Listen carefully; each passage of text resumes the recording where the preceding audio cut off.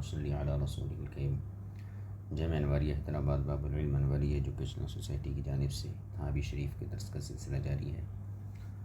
ہمارا جو باب زیر درس ہے باب الوتری، اس باب کی 2 نشستیں مکمل ہو چکی ہیں، اور گزشتہ نشست میں جو مسئلہ زیر بحث تھا وہ حضرت سعد بن ہشام جو حضرت عائشہ سے حدیث نقل کی گئی ہے، اس میں یہ صراحت تھی کہ حضور اکرم صلی اللہ علیہ وسلم وتر کی 3 رکعتوں میں 2 رکعت پر سلام نہیں پھیرتے تھے۔ وہ حدیث یہ تھی کان نبی اللہ صلی اللہ علیہ وسلم لا یسلم فی رکعتی الوتر، یعنی 2 رکعت پر سلام نہیں پھیرتے تھے، اور یہی گفتگو چل رہی ہے۔ تو اس سلسلے میں حضرت عائشہ کی روایتوں کی تحقیق جاری ہے۔ حضرت عائشہ کے تقریباً 3 شاگرد یعنی عبداللہ بن شقیق اور ابو سلمہ ابن عبد الرحمن، ان حضرات کی روایتوں پر بحث ہو چکی ہے، اور آج ہم حضرت عروہ بن زبیر کی جو روایت ہے حضرت عائشہ سے، ان روایتوں کو ہم پڑھیں گے۔ مسئلہ ذہن میں رہے کہ دلائل اس سلسلے میں پیش کیے جا رہے ہیں کہ وتر کی نماز میں صرف 1 سلام ہے، وہ بھی آخری رکعت میں ہے، 2 رکعت پہ سلام یہ ثابت نہیں ہے۔ تو اس سلسلے میں کچھ حدیثیں ہم اس سے پہلے پیش کر چکے ہیں حضرت عائشہ کی۔ تو سب سے بنیادی حدیث جو ہے اور جس کو بنیاد بنا کر امام طحاوی نے کلام کیا ہے وہ حضرت عائشہ کی روایت ہے، اور سعد بن ہشام حضرت عائشہ کے راوی ہیں، یعنی ان کی ایک شاگرد ہے، اور دوسرے شاگرد تھے یزید بن زرع، یہ بھی حضرت عائشہ سے روایت کرتے ہیں۔ ان دونوں روایتوں میں اس چیز کی وضاحت ہے کہ حضور صلی اللہ علیہ وسلم وتر کی نماز میں 2 رکعت پر سلام نہیں پھیرتے تھے۔ پھر اس کے بعد حضرت عائشہ کے دوسرے شاگردوں کی روایتیں جو ہیں یہاں پیش کی گئی، جن میں عبداللہ بن شقیق ان کی روایت اور اس پر کلام گزر چکا ہے، اور دوسرے ابو سلمہ ابن عبد الرحمن، یہ بھی حضرت عائشہ کے شاگرد ہیں، اور ان کی روایتوں پر بھی کلام گزر چکا ہے۔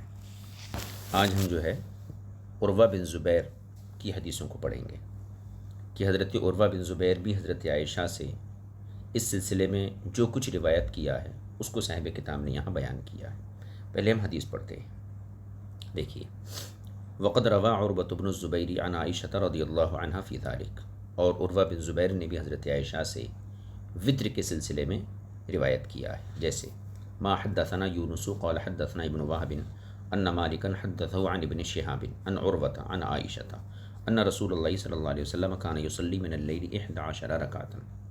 حضرت عائشہ صدیقہ رضی اللہ تعالی عنہ سے روایت کیا کہ حضور صلی اللہ علیہ وسلم رات کو 11 رکعتیں ادا فرماتے تھے، وَيُؤْتِرُ مِنْهَا بِوَاحِدَةٍ، اور ان میں سے 1 رکعت کے ساتھ اس نماز کو طاق بنا دیتے تھے، فَإِذَا فَرَغَ مِنْهَا، اور جب آپ فارغ ہوتے، اضطجع علی شقہ الایمن، تو دائیں پہلو پر آپ آرام فرما ہو جاتے، حتی یأتیہ المؤذن، یہاں تک کہ مؤذن حاضر ہوتا، فیصلی رکعتین خفیفتین، اور آپ 2 ہلکی رکعتیں پڑھا کرتے تھے۔ یہ عروہ بن زبیر کی حدیث ہے۔ اس حدیث کو ہم نے پڑھا، اس میں 11 رکعتوں کا تذکرہ ہے۔ اب اس حدیث کے اندر امام طحاوی کہتے ہیں 2 احتمال ہیں۔ ایک احتمال تو یہ ہے کہ یہ 11 رکعتیں رسول پاک صلی اللہ علیہ وسلم کے جسم اقدس کے بھاری ہونے سے پہلے کی ہیں، لہٰذا ان 11 رکعتوں میں شروع کی 2 ہلکی رکعتیں بھی شامل ہوں گی، اور ماقبل کی نوافل میں سے 2 رکعت کے ساتھ 1 رکعت کو ملا کر وتر پڑھتے تھے۔ ایک احتمال تو یہ ہے۔ دوسرا احتمال یہ ہے کہ حضور کی یہ 11 رکعتیں جسم کے وزنی ہونے کے بعد کے زمانے کی، تو پھر اس کا مطلب یہ ہوگا کہ 6 رکعتیں 2 رکعتوں کے ساتھ 1 رکعت ملا کر وتر پڑھتے تھے، تو یہ کل 9 رکعتیں ہو گئیں، اور بعد میں 2 رکعتیں پڑھتے تھے، تو کل یہ 11 رکعتیں ہو گئیں۔ لہٰذا یہ روایت بھی سعد بن ہشام کی روایت کے موافق ہو گئی۔ البتہ اس روایت میں، عروہ بن زبیر کی اس روایت میں ایک جملے کا اضافہ ہے کہ نماز سے فارغ ہونے کے بعد آپ دائیں کروٹ پر لیٹ جاتے تھے۔ یہ اضافہ ہے جو سعد بن ہشام کی روایت کے اندر نہیں ہے۔ تو یہ دونوں احتمال ہوتے ہیں۔ تو اس حدیث کا بھی وہی مضمون ہے جو سعد بن ہشام کی حدیث کا ہے۔ اب اس احتمالات کو ہم پڑھ لیتے ہیں امام طحاوی کے الفاظ میں۔ فَهَذَا يَحْتَمِلُ أَن يَكُونَ عَلَى صَلَاتِهِ قَبْلَ أَن يُبَدَّنَ۔ پہلا احتمال تو یہ ہے کہ آپ کی یہ نماز بدن کے بھاری ہونے سے پہلے کی ہو۔ فَيَكُونُ ذَلِكَ هُوَ جَمِيعَ مَا كَانَ يُصَلِّيهِ مَعَ الرَّكَعَتَيْنِ الْخَفِيفَتَيْنِ اللَّتَيْنِ كَانَ يَفْتَتِحُ بِهِمَا صَلَاتَهُ، اور یہ مکمل نماز ہوگی اور اس میں وہ دو مختصر رکعتیں بھی شامل ہیں جن کے ساتھ آپ نماز کا آغاز فرماتے تھے، یعنی کل 11 رکعتیں ہو گئی۔ وَيَحْتَمِلُ أَن يَكُونَ عَلَى صَلَاتِهِ بَعْدَمَا بَدَّنَ، اور یہ بھی ممکن ہے کہ حضور کی یہ نماز بدن کے وزنی ہونے کے بعد ہو۔ فَيَكُونُ ذَلِكَ عَلَى 11 رَكَعَةً، تو اس صورت میں یہ 11 رکعتیں ہوں گی۔ مِنْهَا 9 فِيهَا الْوِتْرُ، ان میں سے 9 رکعتیں وہ ہیں جن میں وطر بھی شامل ہے۔ وَرَكَعَتَانِ بَعْدَهُمَا وَهُوَ جَالِسٌ، اور 2 رکعتیں وہ ہیں جو اس کے بعد آپ بیٹھ کر پڑھتے تھے، جیسا کہ علامہ فی حدیث ابی سلمہ، جیسے ابو سلمہ ابن عبد الرحمن کی حدیث میں گزرا، وعلامہ فی حدیث سعد بن ہشام و عبداللہ بن شقیق، اور سعد بن ہشام اور عبداللہ بن شقیق کی روایتوں میں گزرا ہے۔ تو اس کا وہی مطلب ہے، لیکن غیر ان مالکا روا هذا الحدیث فزاد فیہ شیئا، لیکن مالک کون ہے؟ یہ عروہ ابن شہاب سے روایت کرنے والے ہیں، لیکن مالک نے اپنی اس روایت میں ایک جملے کا اضافہ کیا۔ وہ اضافہ کیا ہے؟ فَإِذَا فَرَغَ مِنْهَا اضْطَجَعَ عَلَى شِقِّهِ الْأَيْمَنِ، تو اس اضافے کو اگر نظر انداز کر دیں تو اس حدیث کا وہی مفہوم نکلتا ہے جو سعد بن ہشام، عبداللہ بن شقیق اور ابو سلمہ کی روایت کا ہے۔ یہ عروہ بن زبیر کی حدیث ہو گئی ایک سند کے ساتھ۔ اب عروہ بن زبیر کی ہی دوسری سند دیکھیے، یعنی حضرت عائشہ سے ہی یہ روایت کرتے ہیں، لیکن عروہ بن زبیر کی یہ حدیث دوسری سند سے آئی ہے، اس سند کو بھی دیکھ لیتے ہیں۔ دیکھیے، حدثنا یونس قال اخبرنا ابن وهب قال اخبرني یونس وعمر بن الحارث وابن ابي ذئب عن ابن شهاب اخبرهم عن عروة عن عائشة قالت كان رسول الله صلى الله عليه وسلم يصلي فيما بين ان يفرغ من صلاة العشاء الى الفجر، یعنی رسول پاک صلی اللہ علیہ وسلم نماز عشاء سے فراغت کے بعد فجر تک 11 رکعتاً 11 رکعتیں پڑھا کرتے تھے۔ یسلم بین کلی رکعتین، اور ہر 2 رکعتوں پر آپ سلام پھیرتے تھے۔ یہ جملہ قابل توجہ ہے۔ اب تک جتنی روایتیں آئیں ان میں یسلم یعنی سلام کا تذکرہ نہیں تھا حضرت عائشہ کی، سوائے پہلی 2 روایتوں کے جو سعد بن ہشام کی تھی، یزید بن زریع کی تھی۔ یہ جملہ نیا ہے، یسلم بین کلی رکعتین، ہر 2 رکعتوں پر جو ہے آپ سلام پھیرتے تھے۔ ویوتر بواحدۃ، اور 1 رکعت کے ساتھ اس کو طاق بنا لیتے تھے پوری نماز کو۔ ویسجد سجدۃ قدر ما یقرأ احدکم 50 آیہ، اور آپ سجدہ فرماتے تو اس میں 50 آیتوں کی مقدار جو ہے توقف کرتے۔ فَإِذَا سَكَتَ الْمُؤَذِّنُ مِنْ صَلَاةِ الْفَجْرِ وَتَبَيَّنَ لَهُ الْفَجْرُ، اور جب مؤذن نماز فجر کی اذان دے کر خاموش ہو جاتا اور فجر واضح ہو جاتی، قام فرکع رکعتین خفیفتین، تو آپ کھڑے ہوتے اور 2 ہلکی پھلکی رکعتیں پڑھتے تھے۔ ثم اضطجع علی شقہ الایمن، پھر آپ دائیں پہلو پر آرام فرما ہو جاتے، حتی یأتیہ المؤذن للاقامۃ، یہاں تک کہ مؤذن جو ہے اقامت کے لیے حاضر ہوتا۔ فیخرج معہ، آپ اس کے ساتھ باہر تشریف لاتے۔ بعضهم یزید علی بعض فی قصۃ هذا الحدیث، یعنی اس حدیث کے واقعے میں بعض راویوں نے کچھ اضافہ بھی بیان کیا ہے۔ اب یہاں پہ دیکھیے، یہ بھی عروہ بن زبیر حضرت عائشہ سے روایت کرتے ہیں، یہ دوسری سند ہے۔ اس میں 2 چیزوں، ایک چیز تو وہی ہے سیم جو پہلی والی حدیث میں گزری، ثم اضطجع علی شقہ الایمن، البتہ ایک چیز اور ہے یہاں پر، یسلم بین کل رکعتین، ہر 2 رکعت پر سلام پھیرتے تھے۔ تو اس سے تو ان حضرات کا مذہب ثابت ہوتا ہے جو یہ کہتے ہیں کہ وتری کی رکعتیں تو 3 ہیں، لیکن 2 رکعت پہ بھی سلام پھیرنا ہے، 3 رکعت پہ بھی سلام پھیرنا ہے۔ اس جملے سے ان کا مذہب ثابت ہوتا ہے، اس کو بھی یہی موقوف کر دیجیے۔ اس کی اور ایک سند پڑھیے، یعنی عروہ بن زبیر کی حدیث کی تیسری سند۔ حدثنا ابو بکرۃ قال حدثنا ابو عامر العقدی قال حدثنا ابن ابی ذئب عن الزہری فذکر مثلہ باسنادی۔ زہری نے اپنی سند کے ساتھ اسی قسم کی حدیث اور یہی متن نقل کیا ہے۔ تو عروہ بن زبیر کا یہ متن جو حضرت عائشہ سے نقل کیا گیا، اس کو دو سندوں سے یہاں امام طحاوی نے ذکر کیا۔ اب اس حدیث میں غور کیجیے، اس میں دو احتمال ہیں۔ ایک احتمال تو یہ ہے کہ یسلم بین کل رکعتین، یعنی وتر کی 2 رکعت پر سلام پھیرتے تھے۔ تو ایک احتمال تو یہ ہے کہ یہ فقہائے مدینہ کا دعویٰ اس سے ثابت ہوتا ہو، اور فقہائے مدینہ سے مراد یہاں امام مالک وغیرہ ہیں، اور اس کو ظاہر پہ رکھا جائے تو اس صورت میں روایتوں میں تعارض لازم آئے گا۔ اور دوسرا احتمال یہ ہے کہ وتر کے علاوہ، یعنی یسلم بین کل رکعتین کا ایک معنی تو یہ ہو سکتا ہے کہ ہر 2 رکعت پر آپ سلام پھیرتے تھے، چاہے وہ نوافل ہوں یا وتر ہوں۔ تو اس سے اہل مدینہ اور فقہائے مدینہ کا مذہب ثابت ہوتا ہے۔ اور دوسرا احتمال یہ ہے کہ یسلم بین کل رکعتین سے نوافل مراد ہوں، یعنی نوافل کی جب نماز پڑھتے تھے تو ہر 2 رکعت پر سلام پھیرتے تھے، اور وتر کو اس جملے میں شامل نہ مانا جائے، یعنی وتر کے علاوہ بقیہ نوافل کی ہر 2 رکعت پر سلام پھیرتے تھے، اور وتر میں 3 رکعت پر سلام پھیرتے تھے۔ اور یوترو بواحدۃ کا مطلب یہ ہے کہ ماقبل کی 2 رکعتوں کو بعد کی 1 رکعت کے ذریعے وتر بنا دیتے تھے۔ اس صورت میں روایات کے درمیان تعارض بھی لازم نہیں آتا ہے، لہذا یہی دوسری والی توجیہ یہ زیادہ اولا ہوگی۔ اس کا ترجمہ کر لیجیے۔ وفی ھذا الحدیث ان جمیع ما کان یصلیہ ففی ھذا الحدیث ان جمیع ما کان یصلیہ بعد العشاء الآخرۃ للفجر 11 رکعۃ۔ تو اس حدیث میں یہ بات ثابت ہوئی کہ عشاء کے بعد سے فجر تک حضور جو نماز پڑھتے تھے وہ کل نماز 11 رکعت تھی۔ فقد عاد ذلك الى حدیث ابی سلمہ، لہذا اس حدیث کا وہی مضمون ہوا جو ابو سلمہ کی حدیث کا مضمون تھا، اس میں بھی 11 رکعتوں کی بات کہی گئی۔ وعلمنا به ان تلك الصلاة هي صلاته بعد ما بدنا، اور اس سے ہمیں یہ بھی معلوم ہوا کہ یہ وہی نماز ہے جو آپ بدن کے بوجھل ہونے کے بعد پڑھتے تھے، جو کہ اس سے پہلے بوجھل ہونے سے پہلے 13 رکعتوں کا تذکرہ۔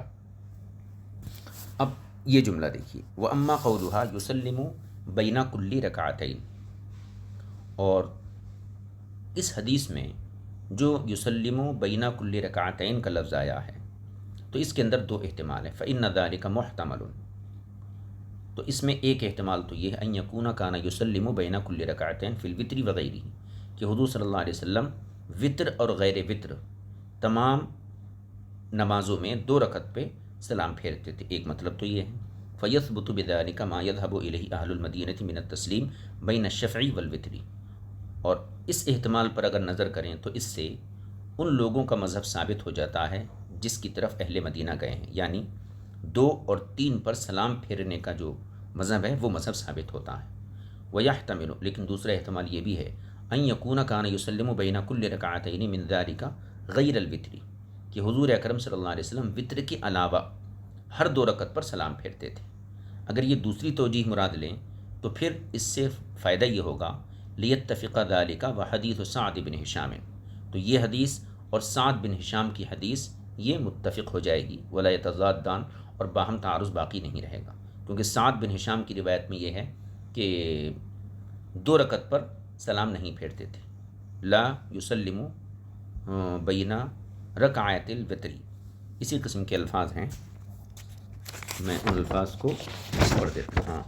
کانا نبی اللہ صلی اللہ علیہ وسلم لا یسلم فی رکعتی الوتر، تو اگر دوسری والی توجیہ یہاں مراد لی جائے تو پھر یہ حدیث اور سعد بن ہشام کی جو حدیث ہے ان دونوں کے درمیان مطابقت ہو جاتی ہے، تضاد باقی نہیں رہتا ہے۔ تو یہ دوسرا والا احتمال یہ زیادہ بہتر ہے۔ اب اس کے بعد فرماتے ہیں ما انہ قد روی عن عروہ فی ھذا خلاف ما رواہ الزہری عنہ فمن ذلک، اس کے باوجود یعنی زہری نے، یہ عروہ بن زبیر کی روایت تھی، تو عروہ سے اس سلسلے میں ایک تو وہ ہے جو زہری نے روایت کیا، اور ایک وہ ہے جو کہنا چاہیے زہری کے علاوہ دوسرے حضرات نے روایت کیا، تو دونوں میں اختلاف ہے۔ ایک ہے ابن شہاب زہری، ان کی روایت، اور عروہ بن زبیر کی روایت، ان دونوں روایتوں کے اندر تعارض ہے۔ یعنی عروہ بن زبیر کی روایت دو طریقے سے آئی، ابن شہاب زہری کے طریقے سے جتنی روایتیں آئی ہیں ان سب میں 2 رکعت پر سلام پھیرنا ثابت ہے۔ ابھی جو ہم روایت پڑھے یہ ابن شہاب عروہ بن زبیر کی وہ روایت ہے جو ابن شہاب زہری نے نقل کی، یعنی عروہ بن زبیر سے ابن شہاب زہری نے جتنی روایتیں بیان کی ان سب میں 2 رکعتوں پر سلام پھیرنا ثابت ہے، اور عروہ بن زبیر کے دوسرے شاگرد ہشام بن عروہ اور محمد بن جعفر کے طریقے سے جتنی روایتیں آئی ہیں ان میں 2 رکعت پر سلام پھیرنے کا انکار موجود ہے، بلکہ کبھی 5 رکعت پر سلام پھیرنا ہے اور 5 رکعت پر قاعدہ کرنا ثابت ہے۔ لہٰذا عروہ بن زبیر کی جتنی روایتیں ہیں ان میں سے کسی نے بھی مسئلہ وطر پر، ان میں سے کسی بھی حدیث میں مسئلہ وطر پر استدلال نہیں کیا جا سکتا، تو عروہ بن زبیر کی روایتوں کے اندر اختلاف ہے، اسی کو یہاں بیان فرمائیں ما انہ قد روی عن عروہ فی ھذا، حالانکہ اسی سلسلے میں حضرت عروہ سے خلاف ما رواہ الزہری عنہ، اس کے خلاف مروی ہے جو ان سے زہری نے روایت کیا، یعنی ابن شہاب زہری نے یہاں کیا روایت کیا عروہ بن زبیر سے کہ 2 رکعت پہ سلام پھیرنا ہے، جبکہ دوسرے جو شاگرد ہیں عروہ بن زبیر کے ہشام بن عروہ محمد بن جعفر، انہوں نے جب حدیثوں کو نقل کیا تو ان میں 2 رکعت پر سلام پھیرنے کا انکار موجود ہے۔ اب ان روایتوں کو دیکھ لیجئے تاکہ بات واضح ہو جائے۔ دیکھیے ما حدثنا یونس، یہ ہے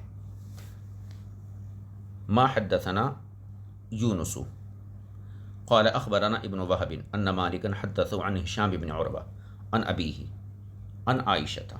اب دیکھیے یہاں پر ہشام بن عروہ بن زبیر، یعنی یہ عروہ بن زبیر کے بیٹے ہیں، ہشام بن عروہ اپنے والد عروہ بن زبیر سے روایت کرتے ہیں، وہ حضرت عائشہ سے روایت کرتے ہیں، اور اوپر کی حدیث جس میں 2 رکعت پر سلام پھیرنے کا تذکرہ تھا وہ کس کی حدیث تھی؟ ابن شہاب زہری کی، اور یہ ہشام بن عروہ کی ہے۔ ان رسول اللہ صلی اللہ علیہ وسلم کان یصلی باللیل 13 رکعۃ، حضرت عائشہ رسول پاک صلی اللہ علیہ وسلم جو ہے رات میں 13 رکعت نماز پڑھتے تھے، ثم یصلی اذا سمع النداء رکعتین خفیفتین، پھر جب مؤذن کی اذان سنتے تو آپ 2 ہلکی ہلکی رکعتیں پڑھتے تھے۔ اب یہ دیکھیے اس میں کتنی رکعتیں ہوتی ہیں؟ رات کی مجموعی نماز 15 رکعت ہو جاتی ہے، تو امام طحاوی کہتے ہیں فہذا خلاف ما فی حدیث ابن ابی ذئب وعمر ویونس عن الزہری عن عروہ، یعنی اس سند کے ساتھ ابن ابی ذئب، عمر، یونس، زہری اور عروہ، اس سند کے ساتھ جو حدیث آئی تھی تو یہ والی حدیث جو ہشام بن عروہ کی ہے یہ حدیث اس کے خلاف ہے، کیونکہ اس میں 11 رکعتوں کا تذکرہ ہے، 2 رکعت پر سلام پھیرنے کا تذکرہ ہے، اور یہ ہشام بن عروہ کی حدیث ہے اور یہ بھی عروہ بن زبیر سے روایت کرتے ہیں، تو اس میں 15 رکعتیں ہوتی ہیں، اور دوسری چیز اس میں وطر کا کوئی تذکرہ ہی نہیں ہے۔ فذلک محتمل ان یکون الرکعتان الزائدتان فی هذا الحدیث علی ذلك الحدیث هما الرکعتان الخفیفتان اللتان ذکرہما سعد بن ہشام فی حدیثی۔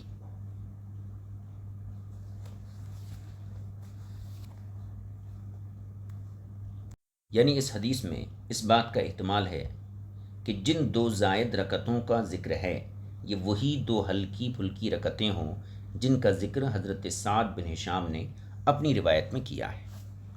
ولیس فی ذلک دلیل علی وطری، لیکن اس روایت میں وطروں کی کیفیت پر کوئی دلیل نہیں، کیف کان، کہ حضور وطر کس طریقے سے پڑھتے تھے، فنظرنا فی ذلک، لہذا ہم نے اس میں غور کیا، کیا رسول پاک صلی اللہ علیہ وسلم سے حضرت عائشہ کی مرویات میں کوئی ایسی چیز موجود ہے جو حضور کے وطر کے بارے میں وضاحت کرے، تو ہمیں چند حدیثیں ملی ہشام بن عروہ کی جو حضرت عروہ بن زبیر سے، وہ حضرت عائشہ سے روایت کرتے ہیں، تو ہم نے ان روایتوں کی تحقیق کی.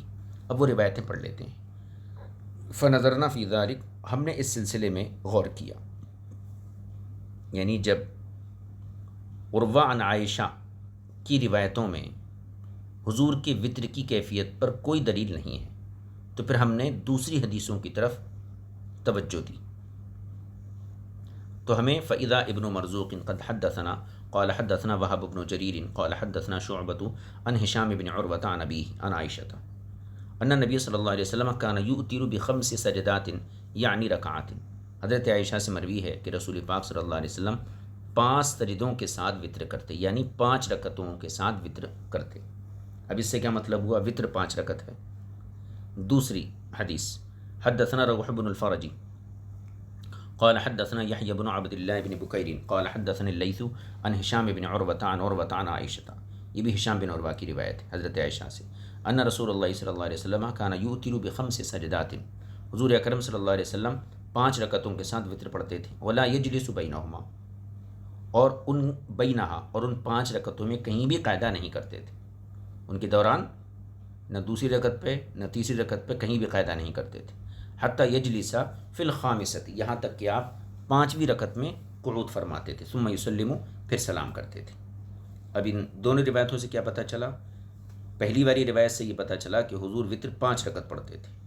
دوسری روایت سے ایک چیز کا اور فائدہ معلوم ہوا کہ حضور 5 رکعت بھی پڑھتے تھے اور بیچ میں قاعدہ اولیٰ بھی نہیں کرتے تھے. تیسری حدیث حدثنا ابن ابی داود قال حدثنا محمد بن عبد الله بن نمير قال حدثنا يونس بن بكير قال اخبرنا محمد بن اسحاق عن محمد بن جعفر بن الزبير عن عروة عن عائشة. یہ جعفر بن زبیر، محمد بن جعفر بن زبیر عن عروة عن عائشة قالت كان رسول الله صلی اللہ علیہ وسلم يوتر بخمس لا يجلس الا في آخرهن. حضور اکرم صلی اللہ علیہ وسلم 5 رکعت وطر پڑھتے تھے اور ان کے دوران نہیں بیٹھتے تھے مگر صرف اخیر میں. اب یہ دیکھیے محمد بن جعفر بن زبیر کی روایت اور اوپر ہشام بن عروہ کی روایت. اوپر کی 2 روایتیں ہشام بن عروہ کی اور تیسری روایت جو تھی محمد بن جعفر کی، اور یہ دونوں حضرات عروہ بن زبیر کے شاگرد ہیں. اب یہاں دیکھیے امام طحاوی کہتے ہیں فقد خالف ما روا ہشام و محمد بن جعفر ان عروة ما روا الزہری من قوله كان يصلي 11 ركعة يوتر منها بواحدة ويسلم بين كل ركعتين. اب یہاں دیکھیے عروہ بن زبیر سے روایت کرنے والے 3 شاگرد ہو گئے. ایک ہشام بن عروہ، دوسرے محمد بن جعفر، اور تیسرے جو ہیں ابن شہاب زہری.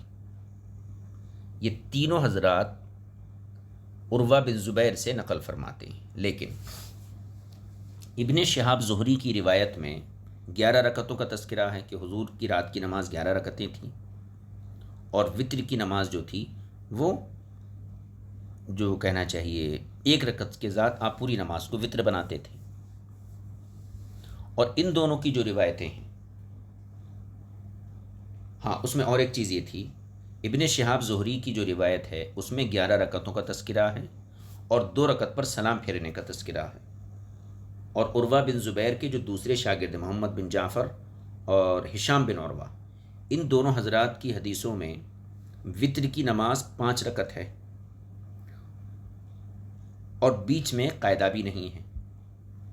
تو گویا کہ عروہ بن زبیر کی جو 3 شاگرد ہیں، ان تینوں شاگردوں نے جب روایت کو نقل کیا تو اس میں اضطراب پایا گیا، تو ان کی حدیثیں جو ہیں مضطرب ہو گئیں. لہٰذا حضرت عائشہ سے ان تینوں کی جو روایتیں ہیں، یعنی اصل میں جو روایت ہے عروہ بن زبیر کی ہے، تو عروہ بن زبیر سے روایت کرنے والے ان کے 3 شاگرد ہیں، ابن شہاب زہری، محمد بن جعفر اور ہشام بن عروہ. تو ان کی آپس کی جو روایتیں ہیں وہ مضطرب ہو گئیں. تو حضرت عائشہ کی جو حدیث ہے اصل حضور کے وطر کے سلسلے میں، وہ اس طریقے سے مضطرب ہو جاتی ہے. لہذا اس کو دلیل اور حجت نہیں بنایا جا سکتا. دیکھیے امام طحاوی نے اس سلسلے میں کیا تبصرہ کیا. فقد خالف ما روا ہشام و محمد بن جعفر ان عروة ما روا الزہری من قولی. اب یہاں دیکھیے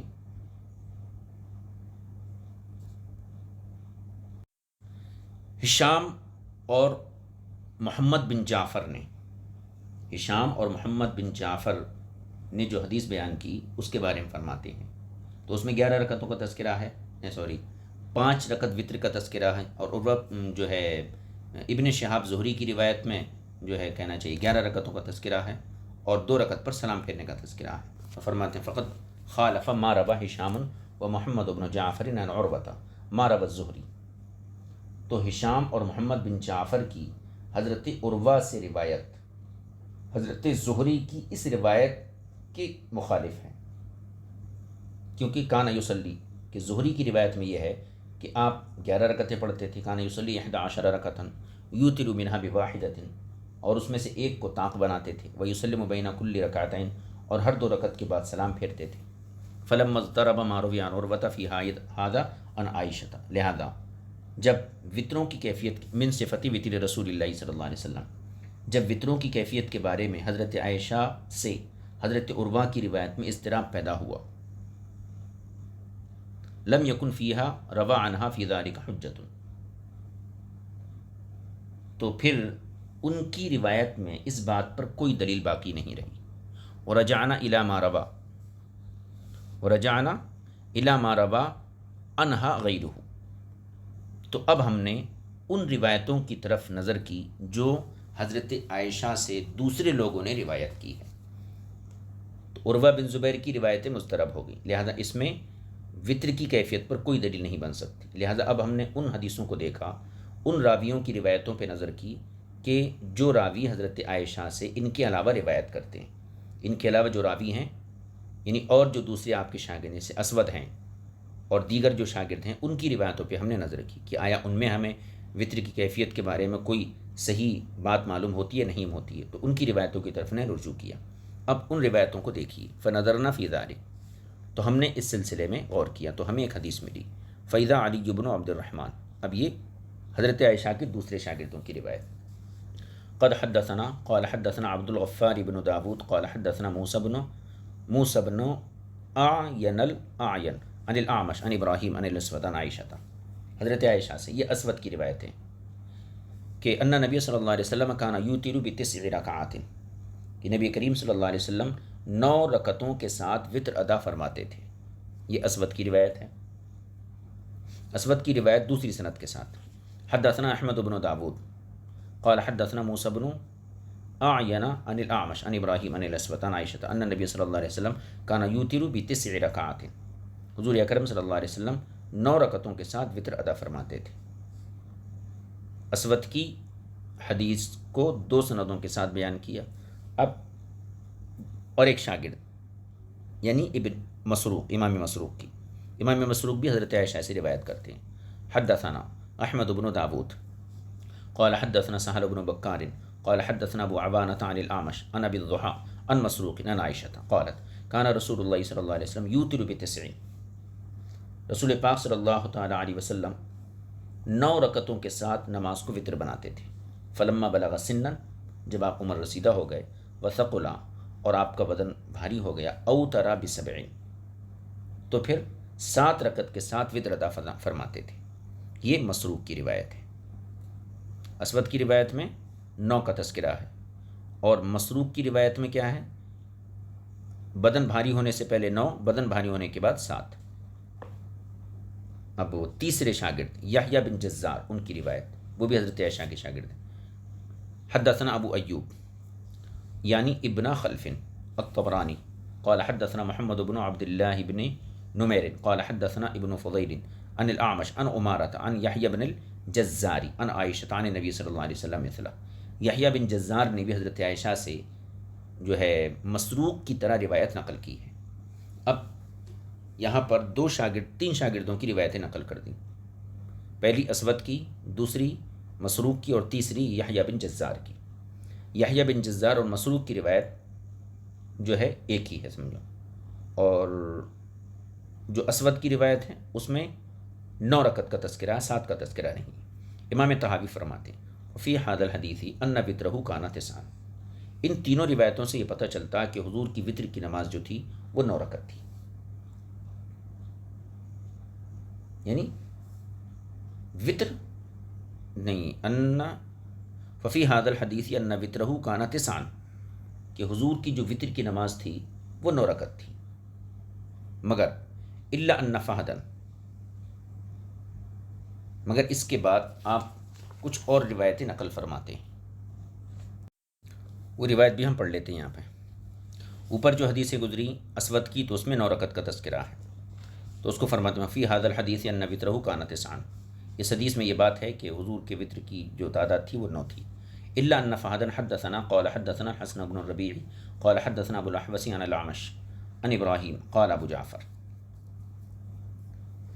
تو اس میں گویا کہ متن پہلے بیان کر دیا، حدیث سند بعد میں، قال ابو جعفر فیما اظن، نہیں ٹھیک ہے، یہ سند ہے عن ابراہیم، اس کے بعد امام طحاوی کہتے ہیں فیما اظن عن الاسود، ابراہیم میرے خیال میں اسود سے نقل کرتے ہیں، عن عائشہ ان نبی صلی اللہ علیہ وسلم کانا یصلی من اللیل 9 رکعات، کہ حضور اکرم صلی اللہ علیہ وسلم رات میں 9 رکعتیں پڑھتے تھے۔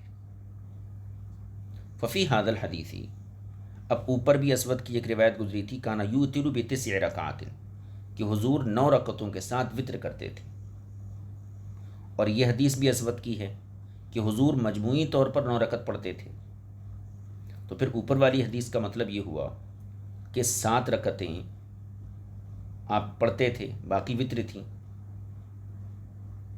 یعنی 6 رکعتیں آپ نوافل پڑھتے تھے اور 3 رکعتیں وطر پڑھتے تھے، اور اس کا مطلب یہ ہوا کہ مجموعی کانا یصلی من اللیل 9 رکعات، یعنی مجموعی نماز جو ہے 9 رکعت ہے۔ تو اسود کی دونوں روایتوں میں اختلاف ہے، اوپر جو روایت گزری اس کا مطلب یہ ہے کہ وطر اور نوافل سب ملا کر 9 تھے، اور یہ بھی مطلب ہو سکتا ہے اس کا کہ 9 رکعت کہنا چاہیے آپ نوافل پڑھتے تھے، اور اس کے بعد 3 رکعت علیحدہ سے ملا کے جو ہے 11 رکعت ہو جاتی ہیں، اور نیچے جو اسود کی روایت ہے اس کا مطلب یہ ہوگا کہ مجموعی تعداد مجموعی طور پر 9 رکعت تھی، جس میں سے 6 رکعت نوافل تھے اور 3 رکعت وطر تھے، تو اس کو امام طحاوی کہتے ہیں کہ اس میں 2 احتمال ہیں۔ ففی هذا الحدیث ان تلک التسع هي صلاته التي كان يصليها في الليل، تو اس حدیث میں یہ بات ہے کہ وہ 9 رکعت نماز جس کو حضور رات میں پڑھتے تھے، فخالف هذا ما قبله من حدیث الاسود، تو یہ حدیث اسود کی گزشتہ حدیث کے خلاف ہے۔ واحتمل ان يكون جميع ما سماه وطرا هو جميع صلاته التي فيها الوطر، اور اس میں اس بات کا بھی احتمال ہے کہ ان کا تمام رکعتوں کو وطر کہنے کا مطلب یہ ہے کہ آپ کی تمام نمازیں 9 رکعت ہوتی جن میں وطر بھی شامل تھے، جس میں وطر بھی شامل تھے۔ والدلیل علی هذا، والدلیل علی ذلك ما فی حدیث یحییٰ بن الجزاری، اور اس پر دلیل یحییٰ بن جزار کی روایت ہے۔ مطلب کیا ہے کہ یحییٰ بن جزار کی روایت میں کیا آیا کہ حضور رات میں 9 رکعت نماز پڑھا کرتے تھے، اور یہ حالت ذوف سے پہلے کی بات ہے، اور حالت ذوف کے بعد 7 رکعتیں آپ پڑھتے تھے، تو اس صورت میں سعد بن ہشام کی روایت کے موافق ہو جائے گی، اور اسود بن یزید اور امام مسروق کی روایت میں جو یہ کہا گیا کہ 9 رکعتوں کے ساتھ یا 7 رکعتوں کے ساتھ وطر پڑھا کرتے تھے، تو اس کا مطلب یہ ہے کہ 9 رکعتوں کی صورت میں 6 رکعت نفل اور 3 رکعت وطر ہوتی تھی، اور 6 رکعت کی صورت میں 4 رکعت نفل اور 3 رکعت جو ہے وطر ہوتی تھی۔ تو یہاں پر ایک قاعدہ گویا کہ تسمیہ الکل باسم الجز کے لحاظ سے وطر کو غلبہ دیتے ہوئے جو ہے پورے نوافل کو وطر کہہ دیا گیا۔ واحتمل ان يكون جميع ما سماه وطرا هو جميع صلاته التي فيها الوطر، اور یہ بھی ہو سکتا ہے کہ حضور جو پوری نماز پڑھتے تھے اس کو وطر کہا، اور اس پر دلیل یحییٰ بن جزار کی روایت ہے انه كان يصلي قبل ان يضعف 9، کہ حضور ضعیفی سے پہلے جو ہے 9 رکعت پڑھتے تھے، فلما بلغ سنا صلی 4، جب آپ کی عمر بڑھی تو آپ نے 7 رکعت پڑھنا شروع کی۔ دیکھیے امام طحاوی کہتے ہیں فوافق ذلك ما روى سعد بن هشام في حديثه من الثمان التي كان يصليهن اولا ويوتر بواحدة، یعنی یہ حدیث سعد بن ہشام کی اس حدیث کے مطابق ہے جس میں یہ بات آئی ہے کہ حضور صلی اللہ علیہ وسلم 8 رکعتیں پڑھتے تھے اور پھر 1 رکعت کے ساتھ اس نماز کو وطر بناتے تھے۔ فلما بدنا جعل تلك الثمان ستا واوتر بالسابعة، اور جب آپ کا بدن مبارک بھاری ہو گیا تو ان 8 کو 6 سے بدل دیا اور 7ویں رکعت کے ساتھ وطر بنایا۔ فدل هذا على انه سمى جميع صلاته في الليل التي كان فيها الوتر وترا۔ تو بس یہ اس بات کی دلیل ہے کہ انہوں نے آپ کی رات کی تمام نماز کو جس میں وطر بھی شامل تھے وطر کہہ دیا۔ حتی تتفق هذه الآثار فلا تتضاد، تاکہ یہ روایات باہم مطابق ہو جائیں اور ان میں تضاد نہ رہے۔ غیر انا لم نقف بعد على حقیقت الوطر الا فی حدیث زرارۃ بن اوفا عن سعد بن ہشام خاصۃ۔ اس کے علاوہ یعنی البتہ سعد بن ہشام سے حضرت زرارہ بن اوفا کی روایت کے علاوہ ہم ابھی تک حقیقت وطر سے آگاہ نہیں ہو سکے۔ مطلب یہ ہے کہ اب تک جتنی روایتیں ہمارے سامنے آئیں ان میں سے کسی بھی روایت میں 2 رکعت کے درمیان سلام پھیرنے اور نہ پھیرنے کی حقیقت پر کوئی دلیل نہیں۔ البتہ شروع میں جو حدیث سعد بن ہشام کی گزری جو زرارہ بن اوفا کی طریق سے تھی، اس میں اس بات کی وضاحت موجود تھی کہ درمیان میں سلام نہیں ہے۔ تو امام طحاوی کے کہنے کا مقصد یہ ہے کہ اب تک جتنی حدیثیں گزری ان تمام حدیثوں میں ہمیں وطر کی حقیقت کا علم نہیں ہو سکا، سوائے ایک حدیث کے جو زرارہ بن اوفا نے سعد بن ہشام کے طریق سے روایت کیا ہے۔ لہذا ہم نے غور کیا کہ آیا اس سلسلے میں وطر کی کیفیت معلوم کرنے کے لیے ہم کن حدیثوں کی طرف رجوع کریں، تو ہمیں یہاں پر کچھ حدیثیں ملی جن سے وطر کی کیفیت کا اندازہ ہوتا ہے۔ اب یہ حدیثیں اور ان کے بعد کا جو مضمون ہے وہ انشاءاللہ تعالی ہم بعد میں ذکر کریں گے۔ آج جو ہماری بحث تھی وہ عروہ بن زبیر کی حدیثوں سے متعلق تھی کہ عروہ بن زبیر نے حضرت عائشہ سے جو روایتیں کی ہیں وہ مسترب ہیں، لہذا ان سے نہ تو اس بات پر وطر پر استدلال کیا جا سکتا ہے اور نہ ہی 2 رکعت پر سلام پھیرنے پر استدلال کیا جا سکتا ہے۔ اس کے علاوہ ابھی تک کی جتنی روایتیں گزری ان میں سب سے صریح روایت وطر کے معاملے میں اور 2 رکعت پر سلام پھیرنے نہ پھیرنے کے بارے میں سعد بن ہشام کی ہی روایت ہے، جس کو زرارہ بن اوفا کے طریق سے روایت کیا گیا ہے۔ تو ہم نے اسی حقیقت کو تلاش کرنے کے لیے مزید روایات پر غور کیا اور ان روایات میں ہمیں وطر کی کیفیت کیا ہے اس کے بارے میں معلوم ہوا۔ ان تمام روایتوں کو انشاءاللہ تعالی آئندہ درس میں آپ کی خدمت میں پیش کیا جائے گا۔ آج اپنے سبق کو ہم یہی موقوف رکھ دیتے ہیں۔ فنظرنا هل فی ذلک دلیل علی کیفیت الوطر ایضا کیف ہی، یہاں سے انشاءاللہ تعالی یعنی زرارہ بن ابی اوفا عن سعد بن ہشام اس راستے سے جو حدیث گزری تھی پیچھے اس طریق سے، اسی کو بنیاد بناتے ہوئے باقی حدیثوں کی ہم نے تلاش شروع کی۔ یہاں جو مضمون بیان کیا جائے گا اس مضمون کو انشاءاللہ آئندہ نشست میں حاضر خدمت کیا جائے گا۔ صلی اللہ علیہ نبی الکریم و آلہ و صحبہ اجمعین والحمد للہ رب العالمین۔